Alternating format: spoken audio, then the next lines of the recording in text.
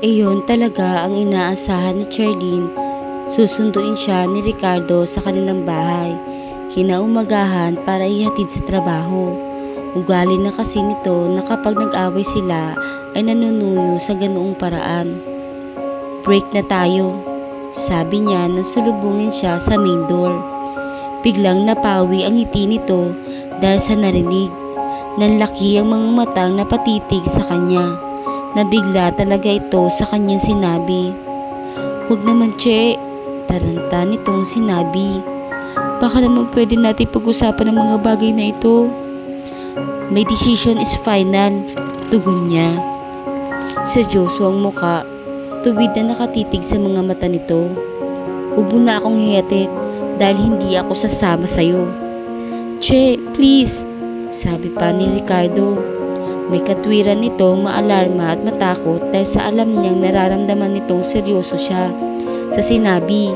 Mula kasi nang makarelasyon sila ay ngayon lamang siya nagkaroon ng lakas na ipahayag iyon at talagang gagawin niya. "Maraming beses na tayong nag-away dahil sa pagsiselos mo, Ricardo," sabi pa niya, pilit na pagkakatatag. Pinigil niya ang mga luha na huwag malaglag. Ang totoo kasi nasasaktan din siya sa mga desisyon niya iyon. At maraming beses ka na rin nangako sa aking magbabago ka. Pagkatapos lagi nating away ay nagsusorry ka. Sawang-sawa na ako. "Che, wag." Bagya pa itong nautal. Talagang natatakot ito sa pakikipagkalas niya na iyon.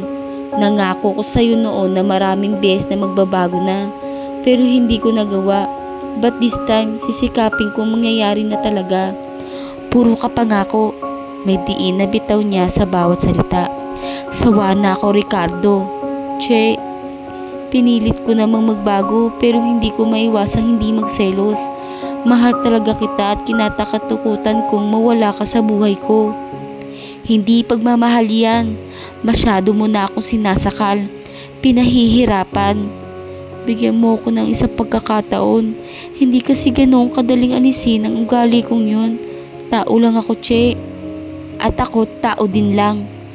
Sumbat niya sa sinabi nito. "Nasasaktan ako. Nahihirapan ako, Ricardo. Hindi ako manhid. Promise." Anitong hinawakan siya sa kamay.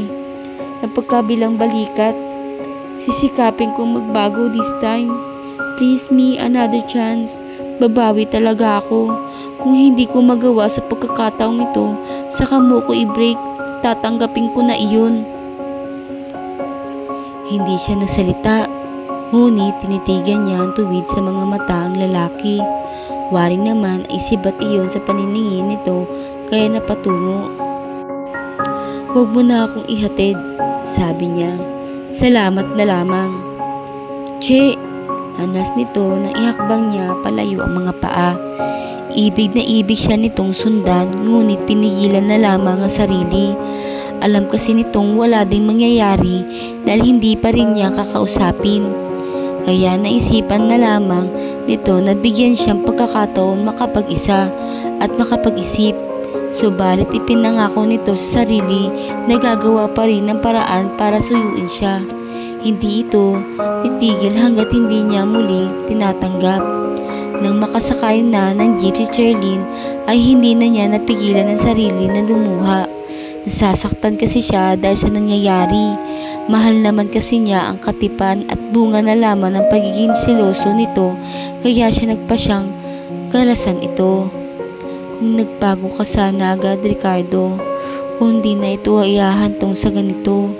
Ayoko magkahiwalay tayo pero itinulak mo akong gawin ang bagay na ito." Bahagya pa siyang nagulat nang marinig na tumutunog ang cellphone na nasa loob ng kanyang handbag. Habang lulan siya ng pampasaherong jeepney. Batid niyang si Jerwin ng caller dahil wala pa naman siyang pinagbibigyan ng numero niya at ito lamang ang nakakaalam yun. Paano'y sa binata nga galing ang aparatong iyon.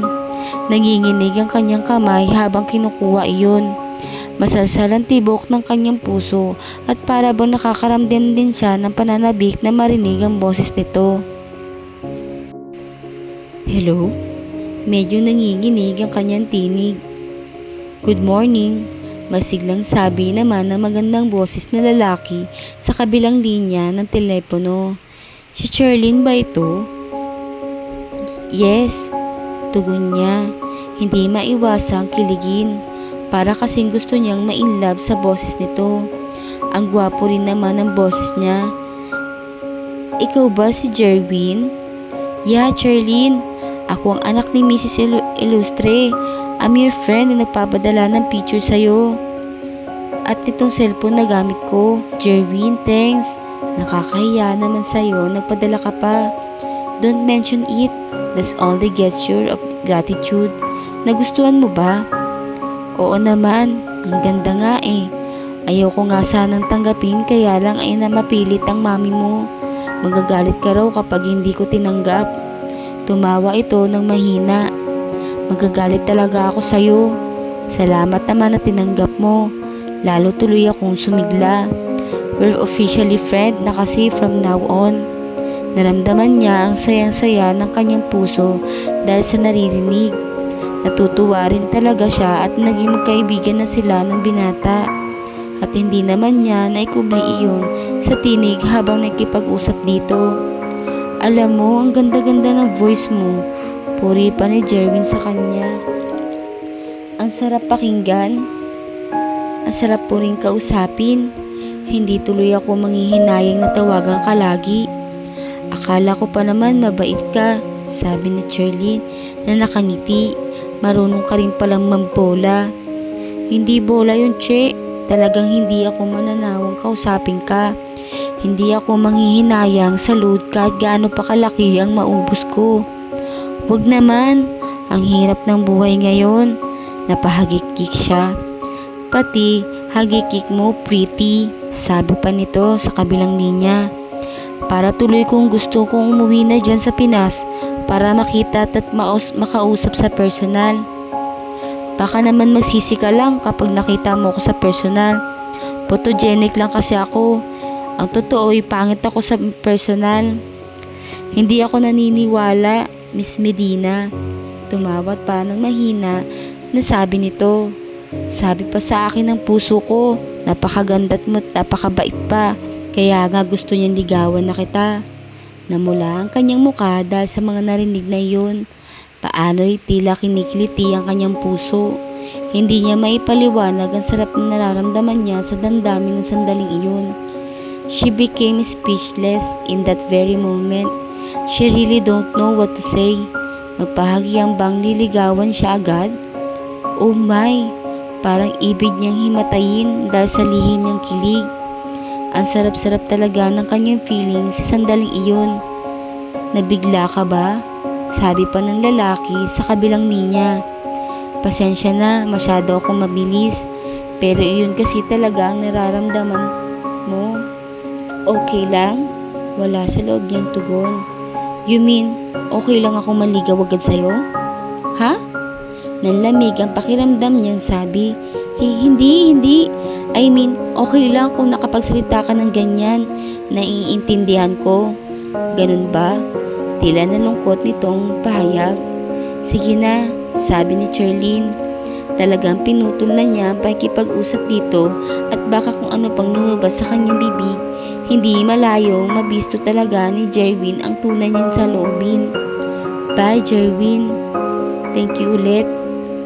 Bye, Che. Take care.